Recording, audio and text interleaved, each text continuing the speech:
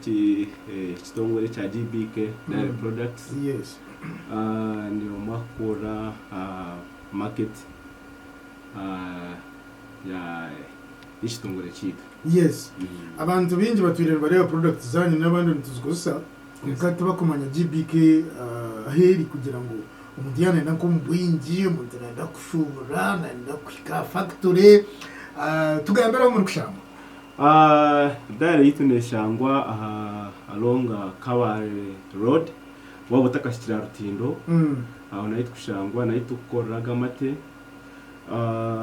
amate gitu supermarket zona garumu. Yes. Wholesalers babine retailers aza tukija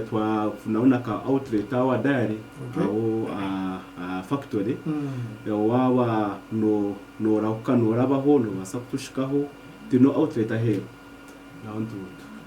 kusyohereza noza Kabare noza Ntungamo noza Isingiro za Wampara hato takaza kuza kutigana utaza kumagamaga wakaha wenyine utakashira Rutindo actually wanoza Kabare nukuba guryo mukono gwa mushu exactly aha roundabout wayingura roundabout yaza bwe kona yes exactly rauna ituri nashitwire kumara almost nk'emyaka 28 turi umuhereza mwe bari kwiriza ni umwe bari supporting kintu cyangwi buzuma okuma mutindo nyakeje yo abo kuba behija products zitakushana ando umuntu okuza kwijo mu Katare naija ari competing ani kurwana niyo exactly so wana oreba ngo basa kurwana nabandi bona kumara imyaka ejo yo nokaguma ho yemerire kandi abantu bakiri kwesiga. It is very interesting. Mwine products chi tune products nyingi Katare twine kantanka n'amate twine classic milk eriye omu packets 2. Yes. Mweri eri nko mu box ejo ni TBA whole milk ejo no funduro teka makashe cyonyo onyo ngato kundi yo ngano ko nonyo wori argendo ori nkahi niko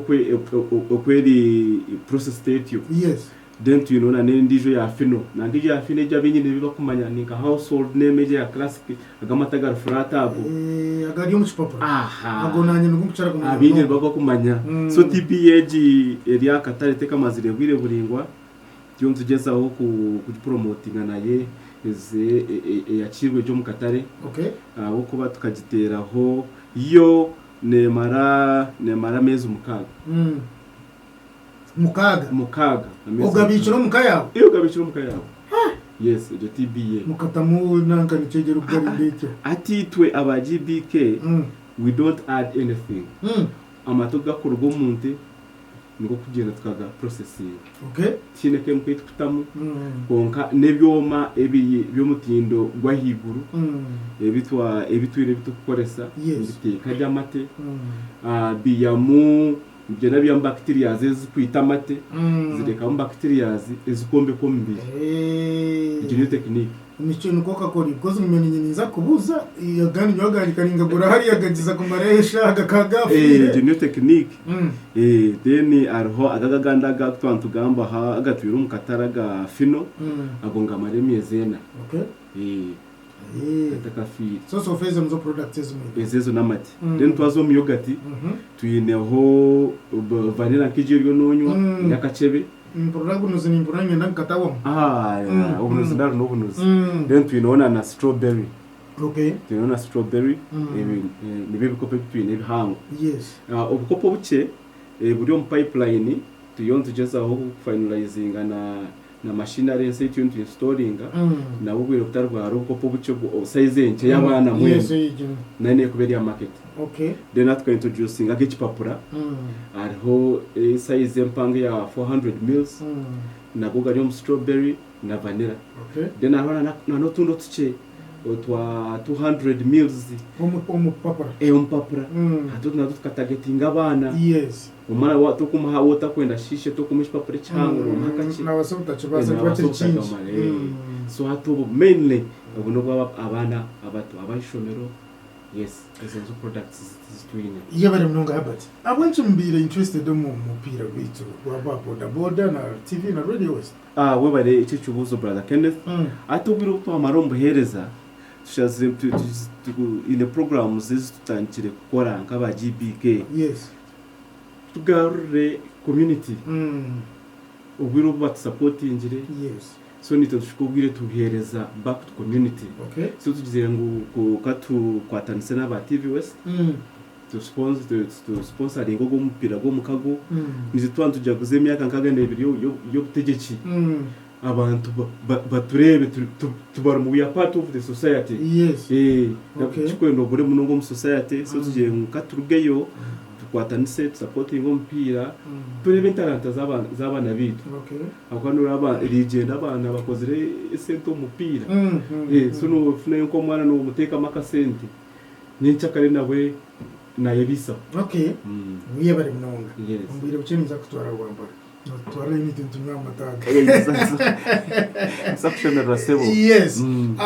ahizobere riye biro mwenda tumuza kuba mutwinire hoci byo muntu akwaza kujara kweteka tekera ko bwo GBK exactly ati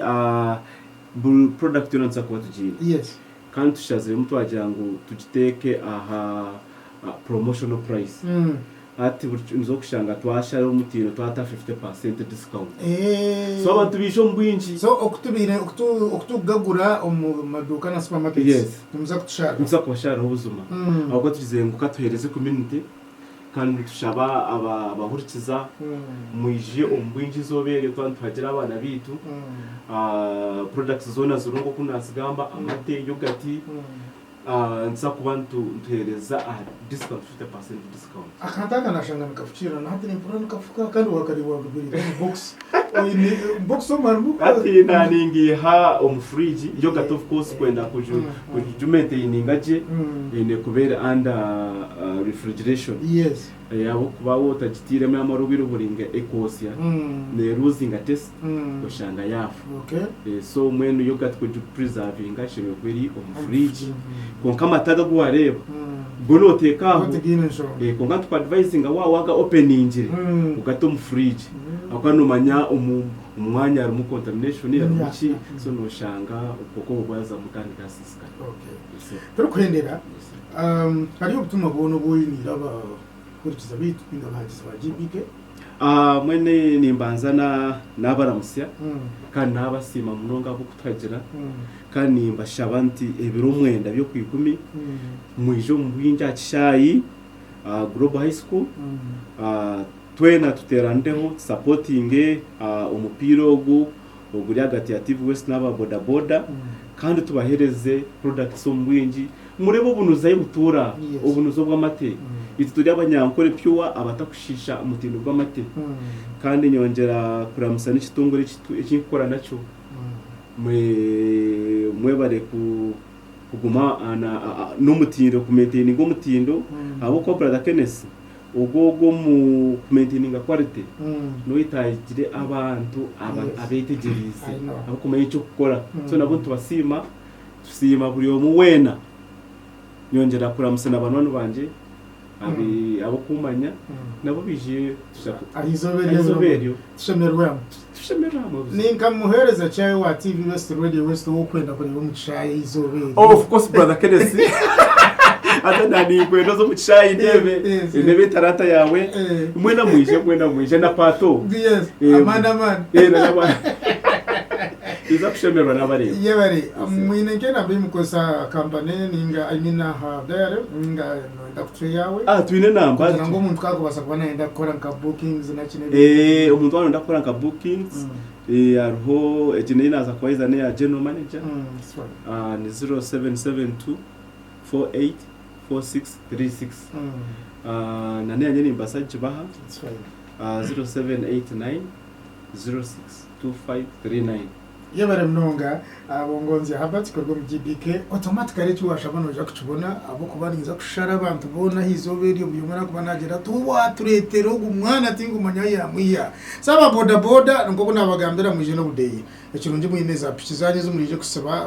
goroze muza kusaba je musaba pichi zanyu hatumureke mwagenda tuza kutora heze tuzada kevuba aboko bamenyenda ngo mushemererwe ni aboko banza kubatera goro nungi munonga ezo mukago star zimparana zo kunyiga ezo kubatera gora nungi dena hasigara tucheza tukashuma da kevuba ikintu tukashitamuza kuri yo munonga kare tukumza mu program yite amuhumza na bade tabla Kenneth otafembe bino mwenda ahachai echa Global